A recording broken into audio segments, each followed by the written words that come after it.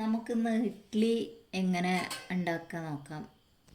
അതിന് നമുക്ക് ഈ ബിഗിനേഴ്സിനൊക്കെ ഇപ്പോൾ ഒരു അറിയായിക്കുണ്ടാവും എങ്ങനെയാണെന്നുള്ളത്. അപ്പോൾ വെള്ളം നമ്മളിപ്പോൾ ഏകദേശം ഇത്രയാണ് എടുക്കുക ഇഡ്ഡലി ചെമ്പിൽ വെക്കുമ്പോൾ. അപ്പോൾ ഇതിൻ്റെ താഴെ ഒരു തട്ടുണ്ട്. നമ്മളിപ്പോൾ ഇതിൻ്റെ ഏറ്റവും മുകളിൽ വെക്കുന്ന തട്ടാണ് ഉപയോഗിക്കുന്നത്. അപ്പോൾ താഴെ വയ്ക്കുമ്പോൾ ഇത്രയും വെള്ളം പാടില്ല. എന്താ വെച്ചാൽ ഈ വെള്ളം ബോയിൽ ചെയ്യുമ്പോൾ ഇതിൻ്റെ മുകളിലേക്ക് വരും. അപ്പോൾ ഇതിപ്പോൾ ഇവിടെ ആവുകൊണ്ട് ഇത്ര വെള്ളം ഒഴിക്കാം.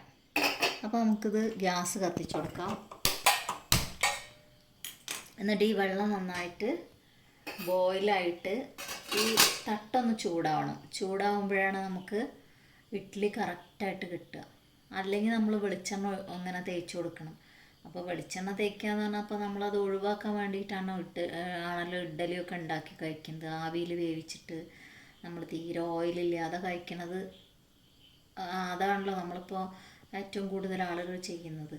അപ്പോൾ അതുകൊണ്ട് ഓയിൽ പുരട്ടാതെ നമുക്ക് എങ്ങനെ നന്നായിട്ട് ഇഡ്ഡലി തിന്ന് എങ്ങനെ കിട്ടും നമുക്ക് നോക്കാം. ഇപ്പോൾ ഇതാ ഇഡ്ഡലി തട്ട് നന്നായിട്ട് ചൂടായിട്ടുണ്ട്. അപ്പോൾ നമുക്കിനി മാവ് ഒഴിച്ചു കൊടുക്കാം. അപ്പോൾ ഈ മാവ് നല്ല അടിപൊളി മാവാണ്, നല്ല ഫ്ലഫി ആയിട്ടുള്ള മാവാണ്. ഇതാണ് ഇതിൻ്റെ പാകം. മാവ് അരയ്ക്കുന്നത് അടുത്ത വീഡിയോയിൽ ഞാൻ കാണിക്കാം. ഇന്ന് രാവിലെ ഞാൻ പെട്ടെന്ന് അരച്ചപ്പോൾ വീഡിയോ എടുക്കാൻ വിട്ടുപോയി. ഇത് രാവിലെ അരച്ച മാവാണ്.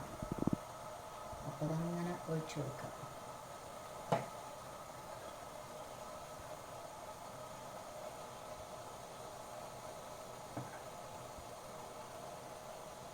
ഇനി നമുക്കിത് കുക്കാവുന്ന വരെ വെയിറ്റ് ചെയ്യാം. അപ്പോൾ ഏകദേശം ഒരു ടൈം പറയുകയാണെന്നുണ്ടെങ്കിൽ ഒരു 9 മിനിറ്റാണ് നമ്മൾ പറയുക ഇഡ്ഡലി വേവാൻ. അതിൻ്റെ അപ്പുറം വേണ്ട. അപ്പോൾ നമുക്കിനി അത് അടച്ചു കൊടുക്കാം. അപ്പോൾ ഇതാ നമുക്ക് തുറന്നു നോക്കാം. ഗ്യാസ് ഓഫ് ചെയ്യാണ് ഞാൻ.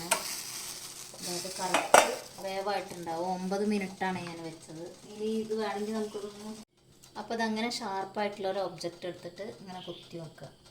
അപ്പോൾ ഇതിൽ നമ്മൾ ഒട്ടിപ്പിടിക്കുന്നില്ലെങ്കിൽ ഇത് കണ്ടോ, ഒട്ടിപ്പിടിക്കുന്നില്ലെങ്കിൽ കറക്റ്റായിട്ടത് വെന്തു എന്നുള്ളതാണ്. അപ്പോൾ നമുക്ക് ഇനി ഇതിനെടുത്തിട്ട് എന്ത് ചെയ്യാം, നമ്മൾ മാറ്റിയിട്ടൊന്ന് തണുക്കാൻ വയ്ക്കാം. ഈ തണുക്കൽ എന്ന് പറഞ്ഞാൽ വളരെ പ്രധാനപ്പെട്ട ഒരു കാര്യമാണ്.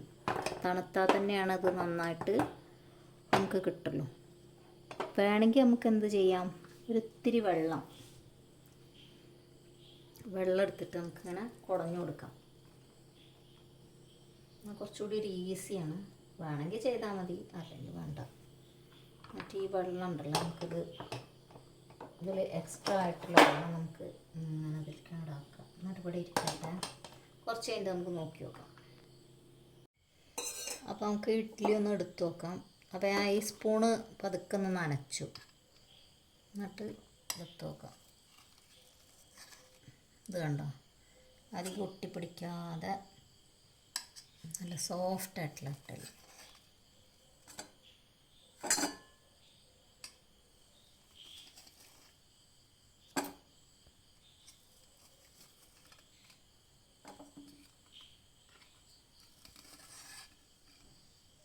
കണ്ടോ, അധികം ഒന്നും ഒട്ടിപ്പിടിച്ചിട്ടില്ല. കണ്ടില്ലേ, എണ്ണ വരട്ടുകയാണെങ്കിൽ ഇത്രയും ഒട്ടിപ്പിടിക്കില്ല. പക്ഷേ എന്താ പറയുക, നമ്മൾ കുറച്ച് ഹെൽത്തി ആയിട്ട് ഉണ്ടാക്കിയതാണ്.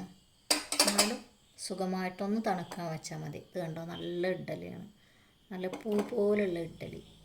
ഇതിൻ്റെ മാവിൻ്റെ കൂട്ട് ഞാൻ പറഞ്ഞുതരാം. പല രീതിയിൽ നമുക്ക് മാവ് അരയ്ക്കാം. അപ്പോൾ ഓരോന്നും ഞാൻ വിശദമായിട്ട് പറയുന്നുണ്ട്. ദോശേൻ്റെയും ഇഡ്ഡലീൻ്റെയും എങ്ങനെ പെർഫെക്റ്റായിട്ട് നമുക്ക് ഉണ്ടാക്കുക എന്നുള്ളത്. അപ്പോൾ എല്ലാവരും ഇതൊന്ന് ട്രൈ ചെയ്ത് നോക്കാൻ പറയാം. മാവ് അരച്ചാലേ പറ്റുള്ളൂ.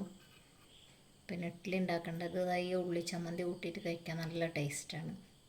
ഇഡ്ഡലിയും ഉള്ളിച്ചമ്മന്തി. അപ്പോൾ ഇത് രാത്രിക്ക് എനിക്ക് മാത്രം ഉണ്ടാക്കിയ ഒരു ഫുഡാണ്. അപ്പോൾ ഓക്കെ, ഇനി അടുത്ത വീഡിയോ ആയിട്ട് കാണാം. നമുക്ക് മാവ് അരയ്ക്കുന്നതും അതിൻ്റെ കൂട്ടും എല്ലാം പറഞ്ഞുതരാം. ഓക്കെ, അടുത്ത വീഡിയോ ആയിട്ട് കാണുന്നവരേക്ക് ബൈ.